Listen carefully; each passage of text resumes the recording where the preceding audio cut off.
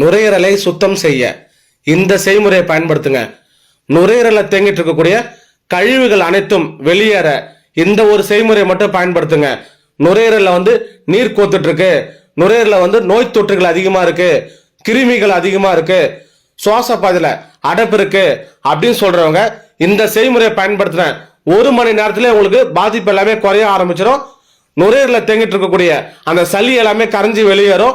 நுரையீரல தேங்கிட்டு இருக்கக்கூடிய அந்த நீர்கள் எல்லாமே, ஏன்னா நிறைய பேருக்கு பாத்தீங்கன்னா நுரையீரல நீர் கோத்துட்டு இருக்கு சொல்லுவாங்க, அது எல்லாமே உங்களுக்கு வெளியேற ஆரம்பிக்கும்.